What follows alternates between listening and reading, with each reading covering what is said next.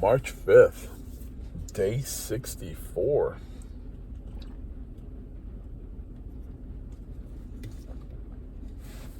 On a rainy day schedule. Still feel like shit, but still going to the gym. Finishing up the energy drink. About to head to the gym. Do some legs. Gonna be more of a quad dominant workout.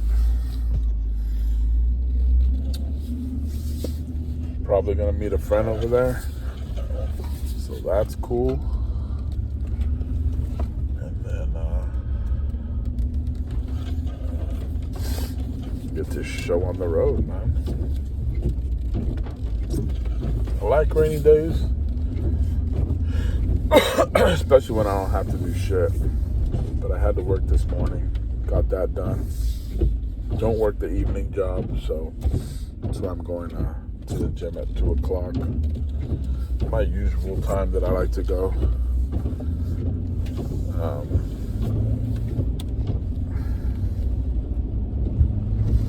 Now here's a question I kind of thought about. And I don't know why I've always done it like this, but I guess my logic is this. If you're sick, how does your eating change? Excuse me. Meaning, you eat like a higher protein or higher carb, or you eat a lot or you eat a little. Most people, when they're sick, they'll always tell you, to stay hydrated. And if you're doing a low carb, your body obviously can't hold the water in your muscles and all that. So what I've always done when I'm sick, I eat a shit ton. I eat more than I usually would.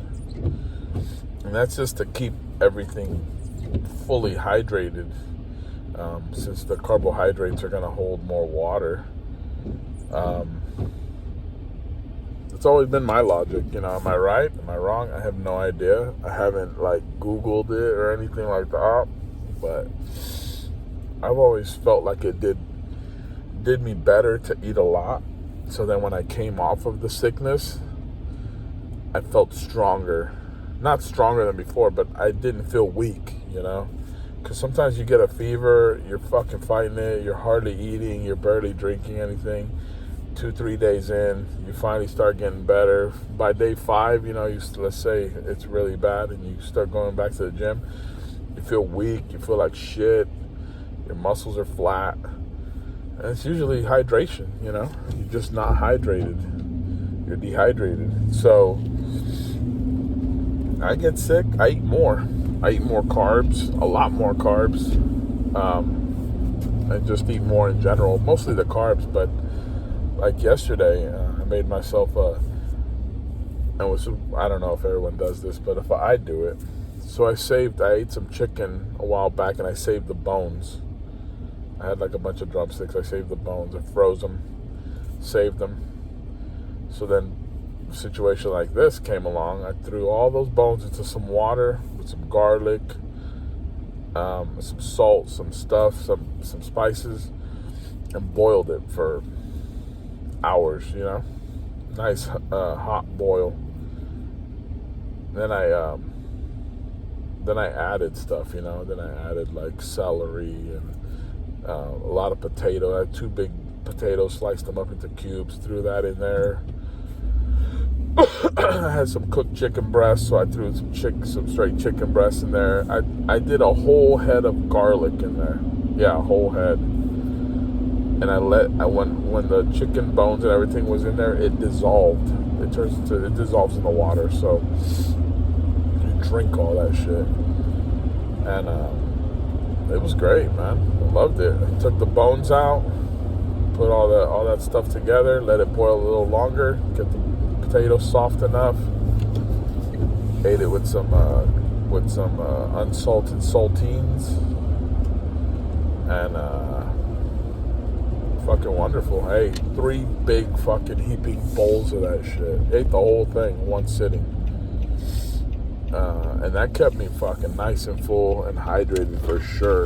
Because, you know, you got the salt, you got the potatoes, you got the celery, you got the garlic, you got the chicken, you got the bone broth from the marrow of the bones, you know, from boiling that for like 4 hours. So, you know, took my vitamins, you know, your fish oils, your calcium, your everything. So definitely, I mean, I woke up 1.5 pounds heavier just waking up, you know. So and I weigh myself every morning. I weigh myself naked just to make sure there's no weird deviation from the number, you know, like it's legit weight. It's not because I wore some shorts the first day and then I wore some sweats the next day. That's how you keep your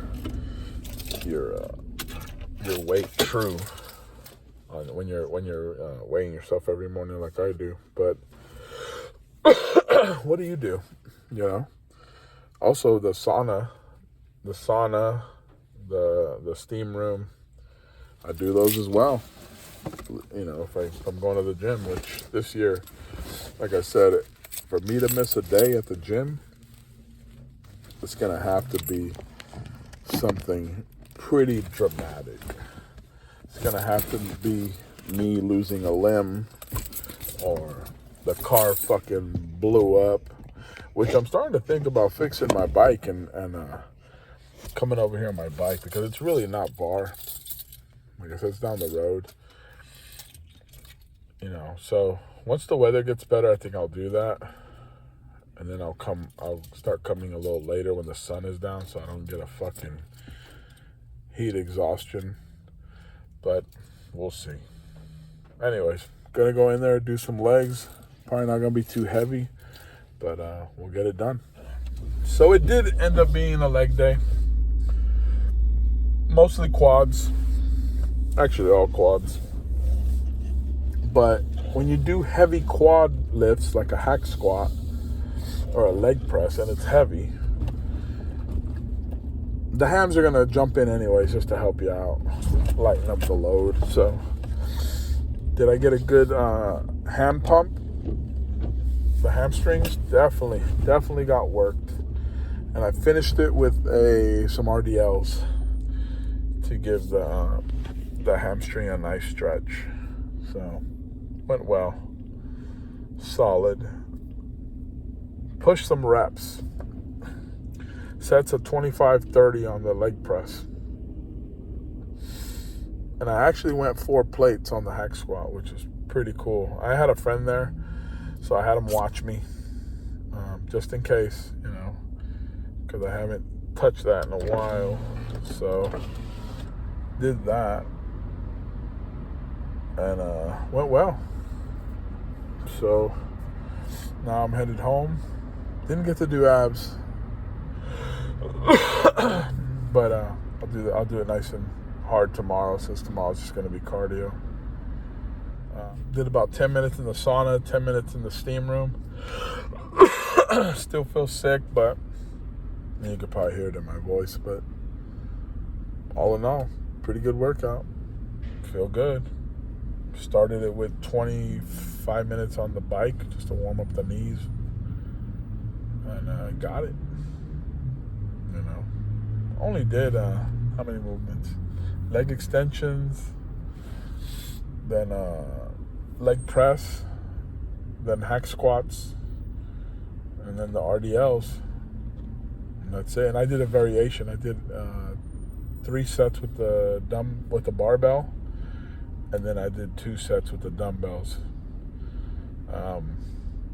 It felt great. Good stretch. Definitely that 4 plates brought out some intensity because I was lightheaded after I did that last rep. I only did it 3 times, and that last one I fought for that one. The last 2 I fought for. But you know, you want new growth, you gotta give it that intensity. You gotta do it.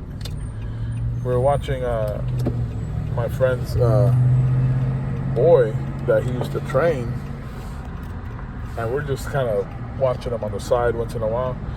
And the whole time, my my homie's just like, man, that guy gives zero intensity. He's wearing a stringer. He's not even big. He's not sweating. Zero grunting, zero force. Just nothing. Just nothing at all. And even his pump, he didn't really have it. He didn't have, like, the whole time he didn't have a pump. It was just him going through the motions. And I get it. Sometimes mentally you're not there, so you just go through the motions. But you don't want to get stuck in that. Going through the motions, what are you doing? You're just, like cardio and abs. I just go through the motions, just get it done. But if I'm trying to lift weights to make some muscle, you gotta have the muscle-mind connection. You gotta fucking feel it. If your muscle is not connecting when you're doing the sets, I would say don't even do it. You're just gonna get hurt. Something's just gonna happen, and you're not there. And it happens. Sometimes it happens. That's why music is so important. When you have music in your ear, it connects you. It takes you somewhere else. And you really, when you're lifting weights and trying to get bigger, you really have to descend to another plane. Like, you have to be somewhere else. Watching all those Jay Cutler videos and those Ronnie Coleman videos, I thought about that shit. I thought about how fucking aggressive Branch Warren and Dorian Yates lifted, and I wanted to be that aggressive, so I pushed. But if you're not pushing your muscle or your body to limits like that, you're not gonna grow. You're gonna grow. You gotta get your beginner gains just by pushing whatever, but after that, you're not gonna grow any further. I mean, we're watching this guy literally shrink before our eyes, and the only thing that was keeping him big was the juice. You gotta give your effort. If you're not giving your effort, you are not going to grow. Effort. Gotta put forth your effort if you want to grow. And that's in anything. It's not just in weights, not just in getting stronger or your size of your muscles. That's in anything. That's at work. It's in a relationship. It's at school. I mean, even at church. Even spiritually. You have to give effort if you want to be more connected.